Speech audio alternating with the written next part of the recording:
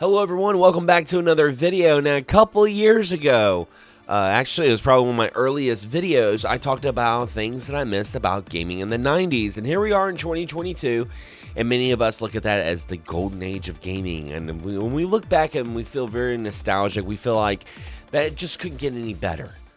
So that's the new Super Nintendo Entertainment System. What about it? They say it has 16-bit technology, whatever that means. I know folks today, they're in their 30s, that will say that modern gaming sucks. They absolutely hate things like updates and DLC and Fortnite, you know. But I digress. There is more to gaming than just some of those tropes that I mentioned. But I did want to also mention some of the things I don't miss about gaming in the 90s. I know many people hate updates when it comes to games. I absolutely love them because there were so many games back in the day that I played that were broken. They were broken probably because the game had to be released at a certain deadline. They couldn't troubleshoot it, and once that game was out, it was out. And 9 times out of 10 you fell for it renting it at Blockbuster because you didn't really have any sort of like YouTube video of someone being like, you know, you didn't really have any of those back then, and you were kind of stuck with, you know, art that was on the back of the box or maybe a little witty description, and that would ruin your whole weekend. And I have to say that I don't miss that whatsoever. I like the fact that if I do spend $60 on a video game and it's not up to par, they can update it, they can patch it, and it can be playing a whole lot better. I know you guys are thinking, man, this is already a hot take right here, but here's another one. I hated memory cards, and I still hate memory cards. And I'm so glad that we kind of progressively moved away from the memory card. You like Castlevania, don't you? So we still have, like, you know, SD, micro SD cards you can put in the Switch, but I mean, it's not a necessity like it was for the PlayStation 1 or PlayStation 2 or even the N64 for some games needed extra memory. But yeah, I remember there were so many times that my games would get corrupted, or I would lose a memory card, or something would happen to it, and that would be all my saved data. I absolutely hate it. It was almost as bad as with cartridges when the battery would die. There were so many times that I would like play a game and I would get a whole bunch of it already done, and years later I'd go and put it in my Super Nintendo, and all my save data would just be out the window because the battery died. I didn't find out until probably a couple of years ago that cartridges even had batteries. I'm like, what the hell? They have batteries? Batteries? Really? Batteries?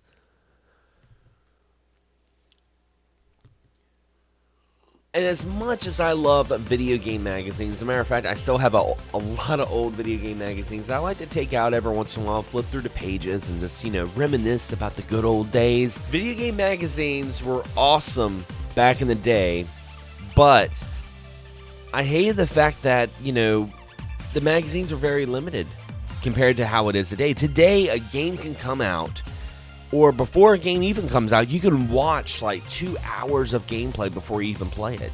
You can watch a reviewer on YouTube talk about the game before it even comes out. Back then, I mean, you had one magazine a month. I mean, you had several magazines, but generally one magazine a month, and it would cover a certain amount of games. And you'd always go to previews, and they would talk about these games coming out over in Japan, and there were times the games never came out. Looking at you, Seiken Densetsu 3. I hate the fact that it took years for Seiken Densetsu 3 to finally come out. But I do remember reading it in the magazines, and, you know, Secret of Mana was very, very popular at the time. And it kind of boggled my mind that we never got the third game until quite recently. I want to say a couple years ago, we finally got a official translation from Square Enix of Trials of Mana, and a pretty decent remake too.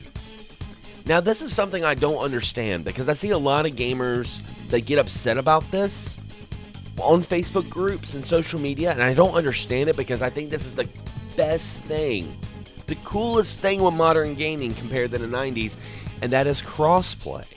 That's a great idea. How many times have you had to decide what console to get because that's what all your friends were playing? I can think all the way back to the 360, PS3 era. The main reason why I got an Xbox 360 was because all my friends were playing Xbox Live.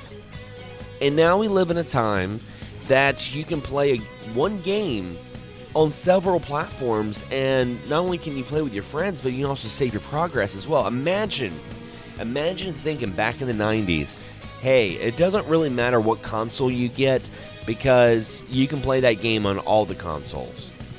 Like, I love exclusives, don't get me wrong. I think exclusives are very important to identify a console that makes you want to buy a console. Like, you buy, Xbox for Halo, or you buy, a Sony console for like God of War, stuff like that. But now, it's getting on PC. It's, they're coming out with games on the Switch. Nintendo's getting ports, and you can like crossplay. That's freaking amazing. That's awesome. So you no longer you had those questions. You're like, oh, well, what kind of console do you have? Oh yeah, I got the opposite console. I guess we can't play together. Something that gamers kind of brag about, myself included, was the days of leaving our consoles on because they didn't have any sort of save points, or they had a really terrible password system that you couldn't tell the difference between an O or a 0. And we'd be like, yeah, I left my console on overnight so I could go back and play the game first thing in the morning.